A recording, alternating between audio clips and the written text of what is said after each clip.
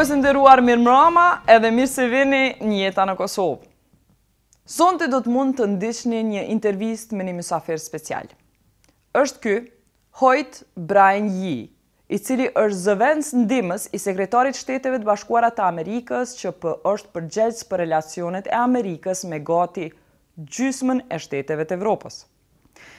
Ai është diplomati kryesor amerikan që prej vitit 2013 e mbulon Evropën qendrore edhe jugore. E kemi pa shpesh duke udhëtuar nëpër Ballkan kohëve të fundit, herë në Maqedoni e herë në Shqipëri, duke u mundu me shty zgjidhje të problemeve politike të këtyre vendeve fëqinje, e ne arritëm me taku në Maltëzi dhe me ja parashtru pyetje që kanë të bëjnë me gati të gjitha shtetet e rajonit. Së pari, ja nisëm në fillim duke e pyet se çka ka ndryshuar në politikën amerikane ndaj Kosovës që prej se ka ardhur administrata e Trumpit, e pastaj vazhduam ta pyesim për çështje tjera si situata në Maqedoni, zgjedhjet në Shqipëri, protestat e shoqërisë civile në Serbi, si dhe komploti rus i ditës së zgjedhjeve në Maltëzi. Ajo që është interesant është që ky diplomat i nivelit më të lartë për gjysmën e Evropës nuk pritoj me hime na i spjegu detajet se pse po trillohet rreziku nga organizata financuara nga filantropi George Soros. Pse po bin pre e lajmeve falso edhe propagandës ruse, madje edhe disa kongres amerikan. Si dhe, Hoyt Yee e pyeta për një çështje sensitive për neve, si për shembull, a e meriton Kosova me të vërtet me qenë në listën e SHBA-ve të shteteve që paraqesin rrezik të lartë nga radikalizmi fetar? Apo ky vlerësim është në situatën që jemi tash, jo para 2 viteve, që tash që ky vlerësim është mjaft i padrejtë. Për gjitha këto, ndëgjoni çka u përgjigj diplomati më i lartë amerikan për Evropën lindore e jugore, Hoyt Yee. Mr. Hoyt Yee, thank you for coming to Life in Kosovo, but I will ask you questions about the region because the entire region and my colleagues are interested in what you have to say about each country. So first, let me welcome you to Jeta në Kosovë and ask you whether, since the Trump administration has come in, has anything changed in the relationship between US and Kosovo? Well, thank you for having me. It's a pleasure to meet with you. And the answer to your question about whether U.S. policy has changed towards Kosovo is no. The United States remains very much committed to helping the countries of the region, including Kosovo, continue their efforts to meet the standards and the requirements necessary for integrating with European and Euro-Atlantic institutions, including NATO and the European Union. We continue working with Kosovo, with its leaders, with its parties, in order to make progress in those areas that are important to the people of Kosovo, and that includes rule of law, fighting corruption, strengthening institutions, including judiciary, including civil society, including free media. We continue with that work. Great. Your country has been investing in Kosovo for 17 years, so has the international community. But can we be frank and just make an analysis that Kosovo is still among the poorest countries in the region and in Europe, most isolated country in Europe. It has not been able to have ample success in field of economic development, health, education. How would you explain that in such a small territory, 1.8 million people, roughly a stable place with no big risks, that has received the largest donor funding per capita, more than Afghanistan. It has had support from experts around the world for 17 years, yet with so little success, so little results. What went wrong?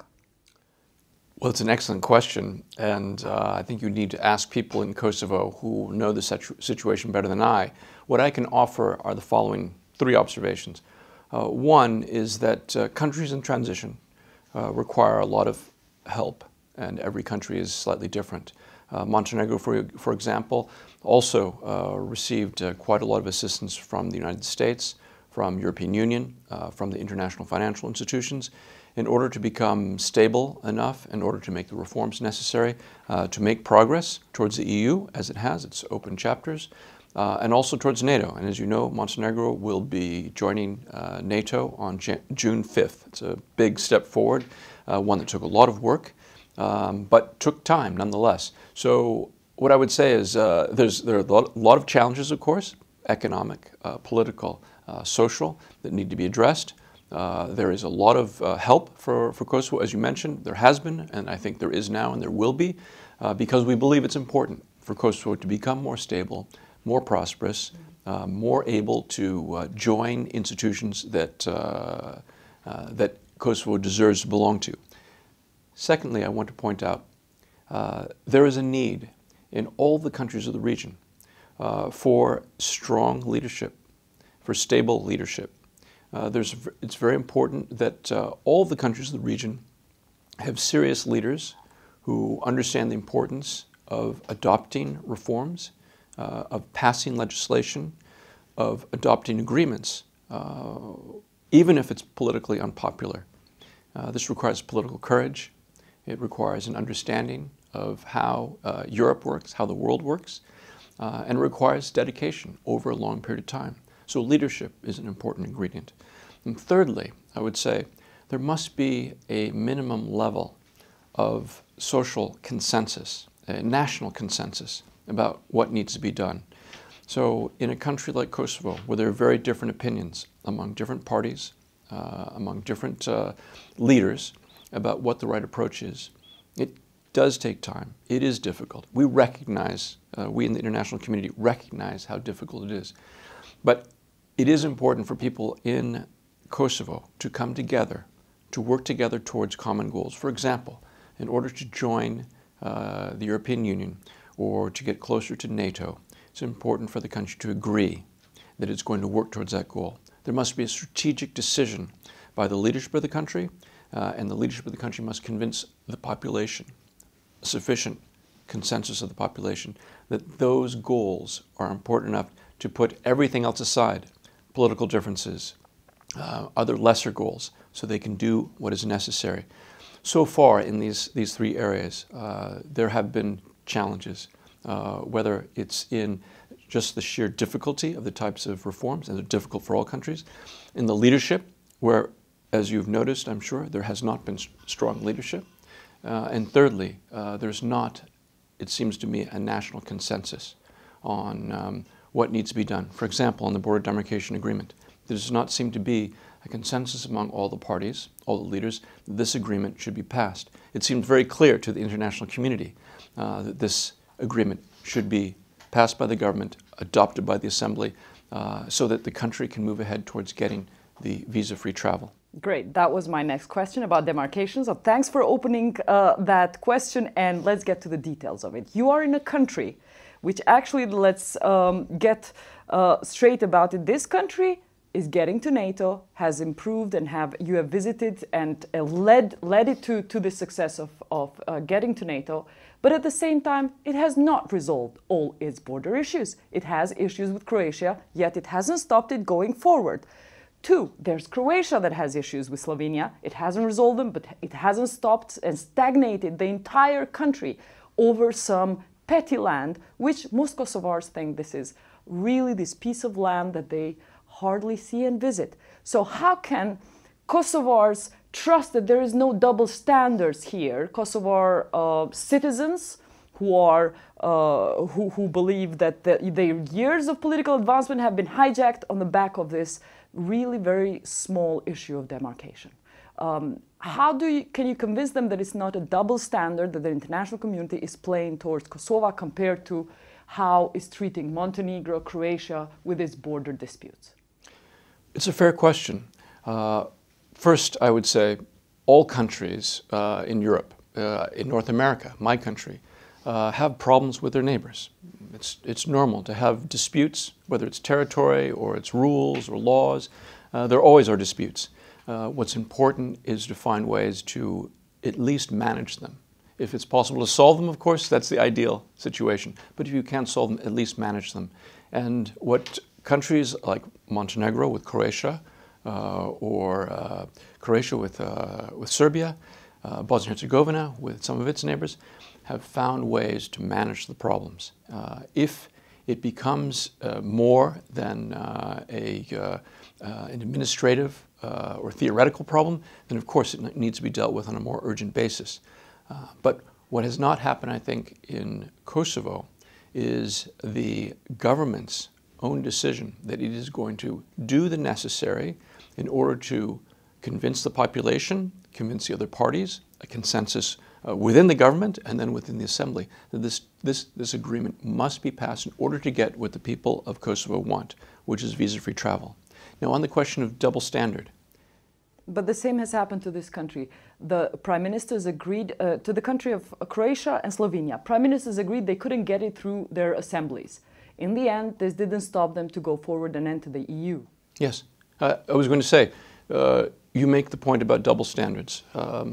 I would call it differently, that over time, standards change. The longer countries have taken to get to EU accession or NATO accession, the rules do change. I often say to my colleagues around this region that NATO enlargement, the process of NATO enlargement, the process of EU enlargement may not seem fair, but it is a political decision. It's based on objective criteria, but it is a political decision, and politics are not always fair.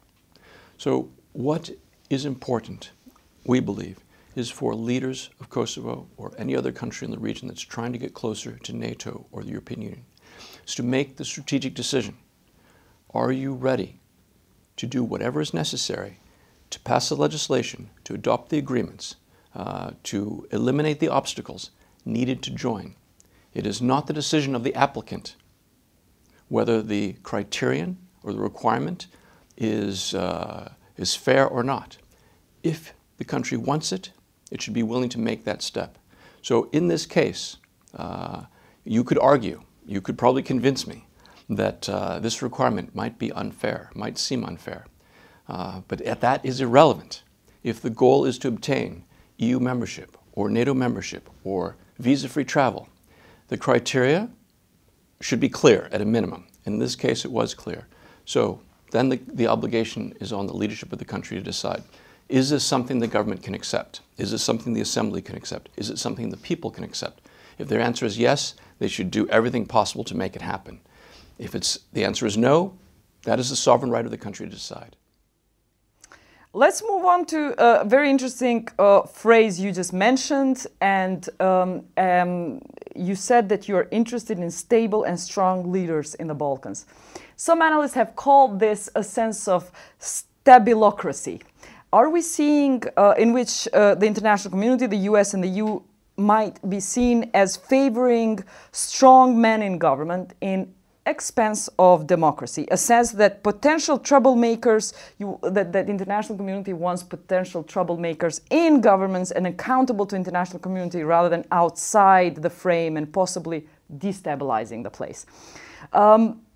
There is among the citizens of the Balkans a sense that geopolitical priorities and desire for strong men who can deliver for the international community are being prioritized in the expense of concern for standards of government, concerns for corruption, concerns about allowing criminals the reins of power. Are you afraid that this will somehow backfire in state weaknesses, in state weakness? So first, I should clarify, it's a good question. I don't mean strong men in terms of strong men who are dictators or authoritarians. And by the way, when I say strong leadership, I also have in mind strong women leaders. And we have had strong female leaders in the Balkans. What I mean by strong leadership is the ability to articulate for the party, for the assembly, for the people of the country, what the goal is. What is the strategic objective or goal for the country, for the government? And then to be able to convince the population, the party, that it is something that it should accept, that it is good for the population, and then to convince all of the different institutions, whether it's the governments, the ministries, the parliaments, the assemblies, media, civil society, to make the case that this step, whatever it is something important enough so that as a matter of priority, the government is going to pursue it. That is the kind of leadership I'm talking about. Obviously, it must be in accordance with the rule of law. It must be in accordance with the constitution of the country. It should be transparent. It should be done in full consultation with all stakeholders. That is the kind of leadership that's necessary. I think we've seen that kind of leadership in Croatia at the time when Croatia had to join. Where else? Because my colleagues in Serbia would argue that in terms of how Vučić is being treated, it's precisely he's being allowed to be autocratic towards media, towards civil society, but as long as he's fulfilling, he's being given a blank check as long as he's fulfilling international obligations. This is what people of Serbia, some of them would be arguing. What would you say to them today if they're listening? I would say I don't believe any leader in the Balkans is being given a blank check, a carte blanche by either American or European diplomats. Our role as partners, as friends of countries of the region, are not to tell leaders what they want to hear, but what we believe they need to hear, and we do that. We may not do that in public because as diplomats, that's not our role to tell, to communicate our messages but to you praise governments. them in public. When they do well with immigration, you played with immigrants, you praise them. Did you criticize Vučić at all over his taking over of the media during election, for example? Did you do that ever? We have delivered messages publicly, and I think you can look in all the countries of the region, and if you consulted with Mr. Vučić and others, I'm sure they'd be happy to cite for you the times that we've made public statements that make clear when we feel is necessary publicly when we have disagreements with the governments. And I think we have been equal opportunity in that respect.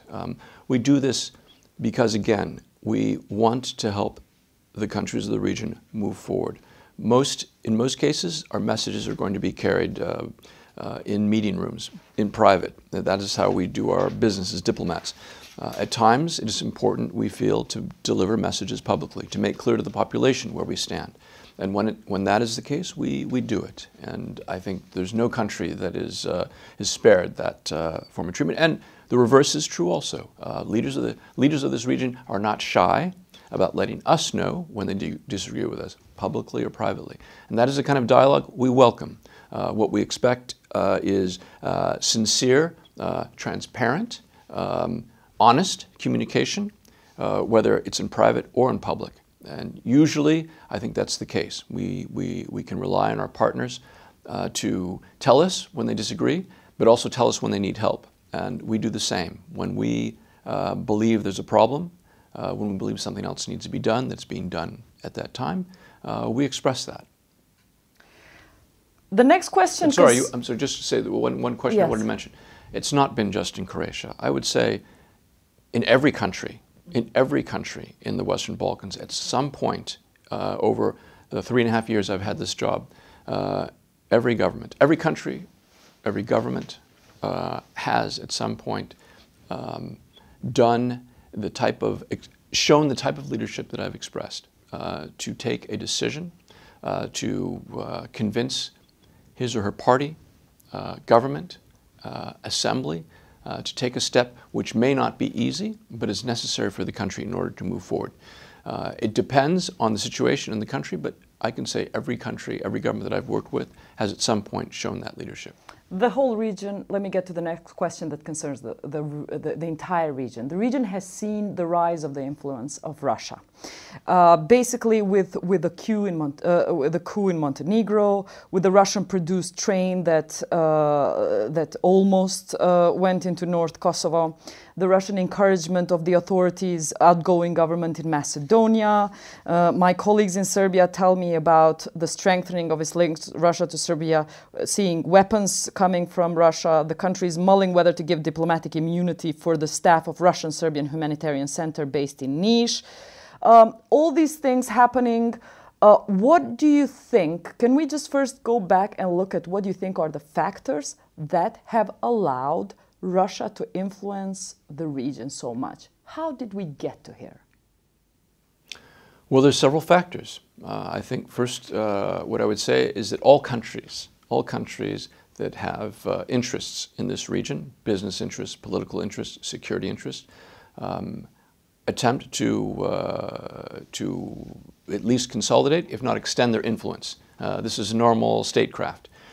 So Russia has business interests, it has historical interests, cultural ties, which it wants to use in order to maintain its influence and when it can to extend it. That's normal. So some of the things you mentioned, the kind of influence which we would characterize as malign influence, in which it is not transparent, in which it's directed at doing things that would be considered against the interests of some of the countries. Would you say undermining peace that you've built for a while in this region? Would you go that far and say they're in some cases, yes. In some cases, yes. I would say the influence of Russia, for example, in Montenegro in October of last year, in attempting to undermine the elections in Montenegro, was certainly against first the interests of the country, but in a way that could be very destabilizing, that could be damaging to the peace and security of the country. So yes, at times we have seen the interference, the attempts to influence from Russia to be sufficiently serious so that it could risk security and stability. What's important, however, is that in the case of Montenegro, in the case of most of the countries of the region, governments are aware that Russia is attempting to extend this kind of influence, to have this kind of impact, and are taking measures to become less vulnerable. And that gets to the question you asked about how can this happen to get to this extent. It also depends on the country's institutions. If a country's institutions, judiciary, law enforcement, media, are strong, it is more difficult for Russia or any other outside force or country to be able to have the kind of malign influence that I'm talking about. If a country has very good, strong institutions, it's less vulnerable. So this is one of the other reasons why it's very important to strengthen rule of law, strengthen the ability of countries to fight corruption, so that Russia or other outside influencers do not have the ability to get into governments, to influence media, to influence institutions in a way that's against the interests of the state. But do you see any prospect of Western pushback to this? A unified message between the US and the EU? How are you strategizing? Is there any thinking going on at all behind closed doors of diplomacies, US and EU diplomacies, how to fight and push back more strategically or not? Much more than just thinking. I'll give you an example. As I mentioned at the beginning of the interview, we have recognized from the beginning, many years ago, that the best way to strengthen the security and stability of this region is to help the countries integrate with Europe and with European and Euro-Atlantic institutions. That's the European Union and NATO. Countries, again, which are better integrated, have stronger institutions, are able to resist this kind of malign influence. So there's been a strategy now going back until the 90s when Europe and America have worked to bring in countries, beginning with Central Europe, now with the Western Balkans, to bring them into institutions, organizations, which will make them safer, more secure, and able to be resilient against this kind of intervention. We've already seen this last year with Montenegro, now at the point on June 5th, they'll become a member of NATO. This is a very strong statement. Of course, it's not because of Russian influence that Montenegro has been assisted by us and the European allies to join NATO. It is because Montenegro has expressed an interest and has qualified for membership that Montenegro is gaining access into membership into NATO. However, this is also a very strong signal to Russia that countries, sovereign countries, democratic countries that are able to meet the criteria for joining NATO have the right to choose. As sovereign countries, they have the right to choose their own security arrangements. No country outside of NATO or the country that's trying to apply has the right to veto that process. And by bringing Montenegro into NATO, we've made very clear that it's not only with words, it's with actions that we're backing up this principle. Some people would say, how do you expect these weak institutions in the Balkans to resist this amount of propaganda and evil interest that Russia has in twisting things around when even some would say a few dozen congressmen in the United States fall prey, victim to fake newsness from the Gruevski camp and issue a letter which criticized a very constructive US ambassador who was doing his best to be in the right track of democratic principles, who criticized US aid funding to democratic institutions and democratic processes. How can you expect the Balkan people to not fall prey to that when the US congressmen fall prey to that? Well, I think what you're referring to are some letters from members of Congress to the Department of State asking some very direct questions about our policies in Macedonia and Albania and the Balkans in general. This is a very normal process. We get many letters from members of Congress, senators, and representatives from the House of Representatives asking us about particular countries or issues, sometimes giving advice, sometimes simply requesting information. It's a very normal part of our daily business. So we receive the letters. Secretary Tillerson answered the letters or delegated to others in the State Department to answer the letters from the members of Congress. Do you normally really get letters to dismiss U.S. ambassador in that country? This is not the first time. It's not the first time, I can tell you. I'm sure it's not the first time, but is it the first time in the Balkans in last decade? I couldn't say. I've only been in this job for 3.5 years. Okay. In your career, 3.5 years in the job you are, has this happened before? I'm pretty sure there have been other letters asking for either disciplinary actions or for actions to be taken against ambassadors, because we live in an open society. We have a very vibrant democracy in America in which people are able to express their views, whether they're based on facts or not, or they're based on rumors or hard science. People are free to write letters to their members of Congress or Congress people or in the executive branch, and we try to answer and respond to every letter. I wonder, what would you say, just how do those U.S. congressmen feel? I know you're not their spokesperson, but the people of the Balkans wonder, how do they feel when they saw the thugs of that party entering the parliament a week ago and attacking people like Ziadin Sela, who they almost killed? So how do they feel arguing the corner on behalf of that party who put thugs that beat up MPs? I'll answer that question, but first I just want to say to the previous question, when we responded to these members of Congress and when we spoke to some of them, Ambassador Bailey, for example, from Macedonia, came to Washington and met with some of the members of Congress who had written these letters, expressed these concerns, and we believe we've answered to their satisfaction, not necessarily saying that we've convinced them, but we have done our best to explain what we're doing.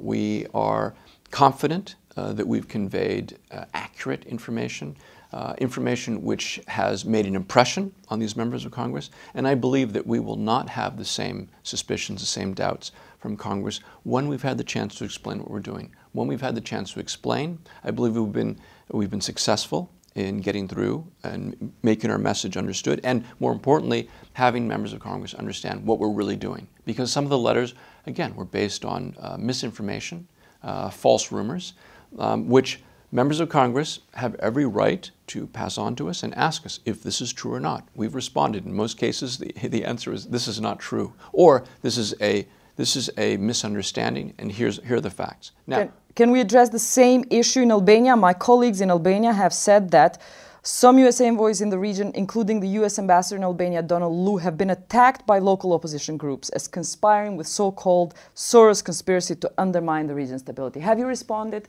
to these comments the same as in Macedonia? How do you comment this movement? Every letter from a member of Congress we absolutely do respond to. It may not be overnight, but as soon as we can, we answer all letters, and we've responded in a very similar way. We've explained to members of Congress, these are the facts. This is what we're doing. This is how much money we're providing. It's money provided through a grants awarding process, which is transparent, it's open, it's not based on any kind of partisan criteria. It's based on criteria, essentially, is the recipient, an NGO, for example, a member of civil society, are they competent?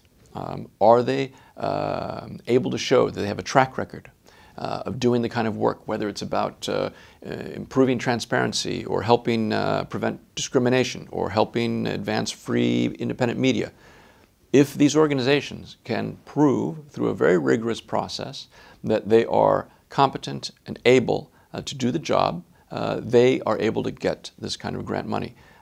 George Soros is often, his name is often mentioned as a kind of code, as a kind of, we say, a dog whistle to alert people that somehow there is a conspiracy or a wider plan somehow orchestrated by Mr. Soros, which is simply not true. It's simply not true.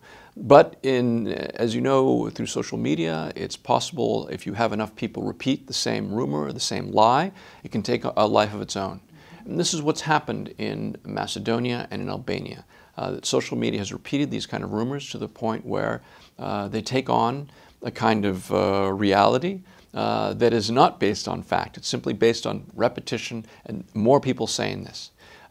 What we've done in Albania is the same we've done in Macedonia. But not only in social media. We have information that these networks are paying for the lobbyists sitting next to where you sit in DC, and they are lobbying State Department, they're lobbying the Congress. Are you aware of all these lobbyists being paid by probably Russian money in the end to change the hearts and minds of the State Department, including State Department? Well, there certainly are lobbyists. There certainly are people who are not paid, I believe, who are communicating with members of Congress. There are some people who really believe the kind of propaganda, the kind of misinformation that's being circulated. It's our job, well, first of all, it's our job to help our partners, whether it's in the Balkans or elsewhere in the world. That's our main job. But it's also to explain what we're doing. And it's, again, perfectly legitimate for members of Congress to receive information from many different sources and ask the State Department, when they feel it's necessary, to explain what are we doing? What is this report about? Is it true or is it not? We do our best to explain, including why we think some of these letters are actually being generated. But the important thing is to provide the facts, and that's what we do. And when we provide these facts, we feel we're being effective at convincing, impressing, at least impressing upon our colleagues in the House of Representatives or in the Senate that what we're doing is completely in accordance with U.S. law and U.S. policy. Basically, every time you come, you are sort of undoing this damage, delivering this message. Do you envisage you are going to have to come quite often to deliver certain messages, and you're turning the fires down? Do you see you are getting somewhere with your messages, or is it diminishing returns, meaning that every time you do it, you get less and less results? What do you feel like? Well, I mean, you will have to tell me if I'm getting results or not, or people in the countries I go should be the judges of whether I'm being effective or not. I come to the Balkans because it's a part of Europe that. Within the State Department, within the European Affairs Bureau, I have some responsibility. So when there are issues or when there are no issues, I need to come to ensure that I have good information, recent information about what's happening on the ground, that I can maintain contacts with leaders of parties, governmental institutions, civil society. There's no replacement from actually having face-to-face contact. I know, if you're asking me, it looks like you're coming to deal with individual politicians' latest mischief, rather than coming to lead our countries such as Bosnia into the EU. Kosovo offers, strategic push forward. Rather than coming for that, you are coming to deal with individual politicians' mischiefs. Well, this is what it looks like. Maybe I'm wrong. I could be completely wrong. I don't think you're wrong, but I would say you probably hear more about my visits when there's a crisis than when I come simply to talk about, for example, how to achieve reforms in Bosnia-Herzegovina. That's not very that's not of great interest to journalists the way, for example, the incident you mentioned when I went to Macedonia last was just after the attacks on members of the parliament in Macedonia after they had elected a new speaker of parliament. Some thugs came in, beat up members of parliament, and I went in order to convey the message from my country that for us this kind of behavior is absolutely unacceptable, that as a partner and as a friend to Macedonia, we expect the leadership of the country to take the steps necessary to ensure the violence does not escalate, and more importantly, that the impasse in the political system, in the democratic process in the country, is addressed and is remedied so that there can be a new government that reflects the results of the elections in December, which did produce a result that the international community recognized as legitimate and as all parties in the countries recognized as legitimate. Actually, in Macedonia, my colleagues think you've changed the rhetoric of Ivanov. So when you met him, he changed his stance. So you're being pretty modest in saying what your message was and how you delivered. What did you say behind the scene to actually convince him to change his mind? He changed his stances after meeting you. Well, first I have to say, until the situation is resolved, I am not going to assume that my visit had any impact. It will only be when there's an unblocking of the current impasse, which is the government being formed based on the results of the last election. So the president, whom I met with and had a very good discussion, understands our expectation, not just for the United States, it's from Europe as well, from the High Representative Mogherini, from Commissioner Hahn from Brussels, from many member states of the European Union. We all expect the government, the president, to do what is necessary according to democratic norms. European parliamentary democracies are expected to operate on the principle that the majority has the right to form a government. And that's what we're expecting. Do you think he will do that? It's clear what you expect. Do you think that Ivanov will give the mandate for Zoran Zaev to form a government? You'll have to ask President Ivanov that. He is the head of state. It is his decision. We respect the sovereignty of the country, of course.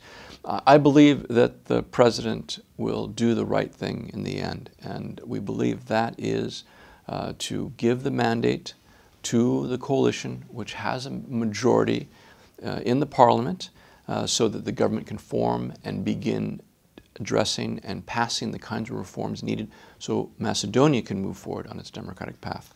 I'll move on to Albania. The opposition has not registered for June 18th parliamentary election, and they're seeking the resignation of the government and the technocrats. Now you are going, after Montenegro, you are going to Albania. What tactics will you use, or how will you try to convince the opposition to take part in the government? What's your strategy in Albania? Well, I think, first of all, I need to understand what's happening. I need to hear from all sides what their concerns are, what their approach is, what their plan is. I'm there not to tell people what to do and not to impose an American solution or my solution, but to hear from all sides. If I have any suggestions that I think might help, I will certainly share them. We have an embassy, obviously, on the ground already with a very capable ambassador, and I don't think I have any secrets. But usually what I can bring from Washington is a fresh point of view, a message that Washington, that the United States government cares enough about the issue to make a trip, to meet with all the parties, to hear them out, and to offer any advice if we have any different. To be more concrete, do you think elections should be held without the opposition? Well, we believe that elections should take place with all parties. We don't believe that an election which excludes a party, especially a large party, an important party, we don't believe that's the ideal situation. However, I think, as Commissioner Hahn said recently, elections are important, and the elections should take place according to the rules. if a party decides, and it's a right of a party, after all, to decide whether it wants to participate or not. We believe it's better to participate than not.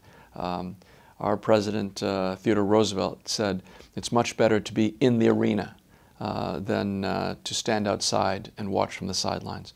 That is our view in political life, especially in a country that is in transition, in which many of the decisions, whether it's legislation or it's adopting an agreement or having an election to decide a new government, it's extremely important that all parties are represented, so the citizens of the country are represented.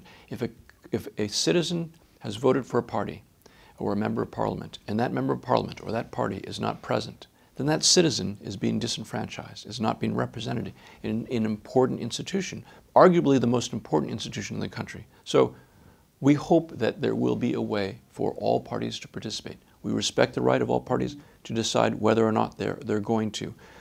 Obviously, the decision to go ahead with the election or not will be up to the government, up to the parliament. To be more explicit, you will recognize, the U.S. will recognize the election results even if Democratic Party doesn't take place. Is this what you're saying? We'll have to see how the elections take place. We can't predict under what conditions the elections will take place. We can't predict how they're actually conducted. The basic principle, though, is that elections which are done under credible conditions, under conditions according to the law and the constitution of the country, whether they include all of the parties or whether they include only half of the parties, can take place, can legally and credibly take place, even if not all the parties are participating. Our view, though, is that for a country like Albania, like any country in the Balkans, should have the participation of all parties. All efforts should be made to include all parties. You are going there to meet the opposition, but here in Montenegro, where we're making this interview, you have already talked to the opposition, who are also boycotting the work of the parliament since the election. What are the outcomes of these talks you've had with the Montenegrin opposition? Well, my talks were really to hear the views of the parties, their assessments of the situation, to hear their plans for what they intend to do in order to represent their citizens and to help the country move in a direction towards EU membership, now that the country is already in NATO. I didn't come to provide any solutions. I believe that all the countries, all of the parties in this country understand the very deep responsibility they have for making decisions, for representing their citizens, for making contributions to the country's development. So we expect that the parties will continue working in order to find a way to come together, to carry out the duties that all elected members of parliament have, which we believe is to participate in parliament, to debate issues, to make decisions, to pass legislation, to solve problems, not to be outside. Can you at all help enlighten the mystery for a lot of people in the region who don't live in Montenegro but saw the coup affair that happened? What do you think happened on election day in Montenegro? What is your understanding of what happened here? Well, you know, there's an ongoing investigation, a court case about this incident from October of last year during the election. So I don't want to prejudge the outcome of that process. What we do believe is that there were persons who were either assisted or directed by Russia, who were involved in trying to undermine the elections and probably undermine the government of this country. They were fortunately not successful. Their plot or their plan was uncovered before it could take place. There was cooperation from Serbia, from Prime Minister Vučić, in order to transfer from Serbia to Montenegro some of the suspects. We now look to, as I think all partners, all friends of Montenegro are doing now, we look to the prosecutor and the courts to fully investigate and prosecute and bring to justice those who were guilty of attempting to do this, to undermine the government of Montenegro. about Bosnia, one question. Since September last year, we know U.S. introduced sanctions against Dodik. Since September last year, when the referendum was held, the public witnessed further worsening of relations between Banja Luka and Sarajevo. Bosnian Croats are voicing changes to election laws. Some again are calling for a third Croat entity. What do you expect to see in Bosnia with this atmosphere created now? Well, it's unclear what's going to happen next. I would say, first of all, our view is that the parties in Bosnia-Herzegovina should be working towards agreement on a sufficient set of reforms so that the country can proceed to elections in 2018 under a more stable political system. In other words, the current political system is based on the Dayton Peace Accords from 1995. It's now been over 2 decades in which this constitution from the Dayton Peace Accords, Annex 4, have provided the structure for decision-making, for governance, for the organization of the government of Bosnia-Herzegovina. We believe it needs to be updated, not completely overturned, overhauled, but there needs to be adjustments. We know this is difficult. Anytime you touch a constitution or even legislation, it will be controversial, it will be difficult, but we also believe it's what the country needs. So what we are doing now is calling on political leaders, on parties in Bosnia-Herzegovina to set aside petty politics, to focus on the changes that are necessary. And most of the political leaders know that the system is not as functional, it's not as stable as it needs to be. So we and our European partners, European Union partners, must try to convince them that they need to complete the reforms they've begun. These are in the economic and social area, economic and social reforms. But then they also must make the reforms to the political system. Decision-making, for example, some in the judiciary probably, some for the electoral system, before the 2018 elections take place. You've been very open with me, so I will allow myself to do two last Kosovo questions, which are very emotional and very sensitive. But I would like to hear from you about them. You've said something interesting and very frank about there is no justice in politics. Politics changes for each country. There may be no, people may not see it as fairness, but so Kosovars now are battling with having a court, a third court, special court being established that chases only people of one ethnic group. Now, you've said politics is not always fair. I would extend that even justice is not always fair. But does it set a very kind of, does it set a dangerous international precedent into creating a court which only will chase accused criminals of one ethnicity? Well, you know, the court has been created in order to help Kosovo get rid of a cloud that's been hanging over it for many years. And this is important for Kosovo because Kosovo is trying to gain recognition from other countries. Of course, it's encouraging that Kosovo has been recognized by some 110 countries, but there's still other countries that need to be convinced to recognize Kosovo. Kosovo also needs to attract foreign investment. Kosovo needs to be able to have companies, whether from America, from Europe, be confident that if they invest their money in Kosovo, if they invest their resources, that they will be successful, they have a chance at succeeding.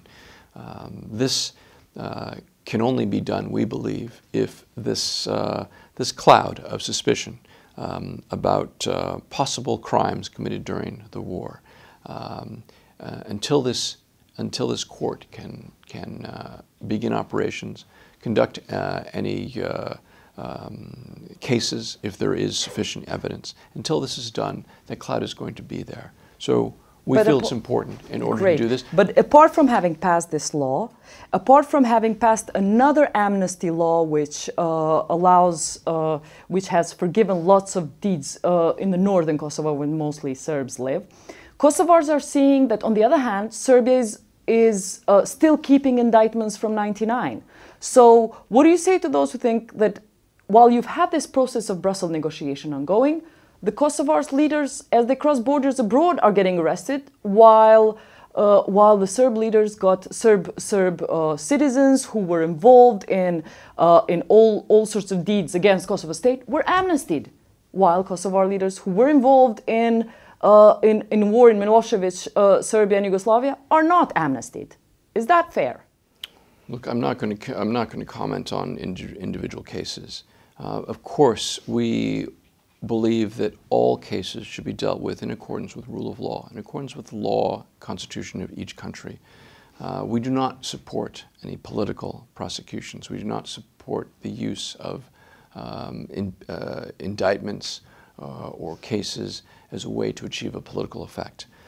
But what's important, I think, is for the citizens of Kosovo to understand that the best interests of Kosovo lie in having a court that will close this chapter of Kosovo's history.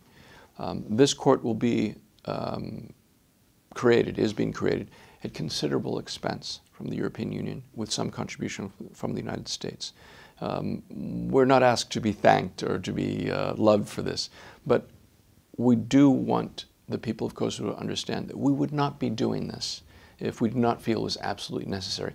And by the way, I would say this is an example of leadership from Kosovo. When the leaders of the country, your now president, your former president, understood that it was necessary to go forward with the creation of the prosecution and the court that would allow this process to take place.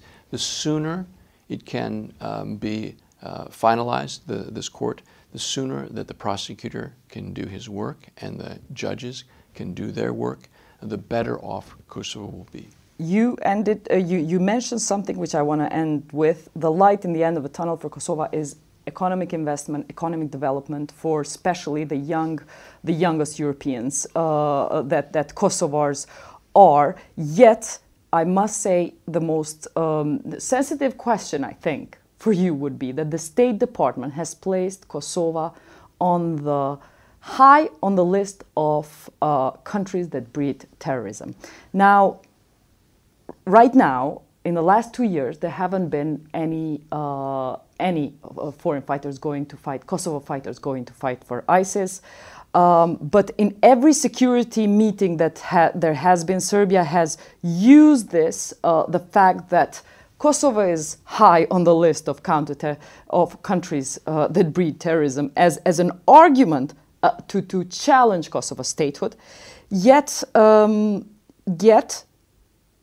the United States is not engaging with Kosovo in a sense of a country that needs to see much more kind of development, education, economy, but more and more through, to simplify, through the counter-terrorism efforts. So how do you expect the youth of Kosovo to give it a chance if we are seeing if youth of Kosovo that has been served by the worst education system, maybe a very kleptocratic elite, has an add-in of this, their country being put on the list by being the most maybe pro-US Balkan countries, and very grateful of US's help, yet being placed on the list of the dangerous terrorist-bred countries? Well, first, I would disagree slightly with your characterization of how we deal with Kosovo and the leaders of Kosovo. We certainly don't deal with whether it's the Prime Minister or the President on, or through the framework or through the prism of counterterrorism. We deal with your leadership as partners with whom we have many, many programs of cooperation, including assistance from USAID, from other agencies that work very closely on a wide range of issues completely unrelated to terrorism. Terrorism, of course, is one of the issues. Counterterrorism is one of the issues. We deal with all of the countries in the Western Balkans, but also all of the countries in Europe, because it is such a pervasive and serious problem. But this is not the all-encompassing or even the most important issue we have with Kosovo in our daily dealings. Am I wrong in saying that Kosovo is the most risk country from terrorism in the Balkans? Are you still classifying Kosovo as a state like that? Is United States still classifying Kosovo like that? No, I don't think that's accurate. I think that there are lists, there are papers that register from the past the conclusions of past administrations about certain people in Kosovo and in other countries as well, what they have done, what maybe they're suspected of. And these lists are reviewed, including when there's a new administration. And I feel I'm confident there will be a review of all of these lists, all of these papers, so that if there is information, if there are rankings or if there are assessments that are out of date, they will be updated. But again, the important point here I think I want to leave with is that we deal with Kosovo as a partner, as a friend, and as we hope a future ally, in which we are trying to help the country make the reforms necessary that will allow it to move closer to NATO. And for that, we absolutely need, I want to end on the point of leadership, because I know you're going into elections. It's very important that your partners have leaders with whom we can work, that we can interact in order to get the results that the people of Kosovo want. So we hope very much that your elections are successful, that they're run in a way that the international community as well as the people of Kosovo will recognize as legitimate, and we hope the elections will produce some good leaders. And will you allow for the parliamentary majority to be formed in Kosovo as a government once it happens, the way you're encouraging Ivanov to allow a government to be formed by majority? Will you have the same standard? Will the United States and the international community have the same standard in Kosovo if the results are similar to what we have today? We will certainly respect the laws and constitution of Kosovo and fully expect that Kosovo, as it has done before, will be able to form a government. We will encourage the parties. It took 6 months last time. It took an awful long time. You're still a young country. You're still a young democracy. We believe that, of course, it should be done faster. Of course, governments should be formed in a manner which is efficient and which is based on the spirit of compromise in order to reach a government sooner than 6 months. We are confident that your political leaders are capable of doing it if they have the political will. But they weren't capable of passing demarcation, which you asked them to do. What makes you so confident about them? We hope that people and leaders will learn from their mistakes and not make the same mistakes again. Mr. Hoyt, thanks very much for being on Jeta Kosove. It was a pleasure to talk to you. Pleasure was mine. Thank you very much. Ishte kjo e tëra që kemi përgatitur për ju sonte.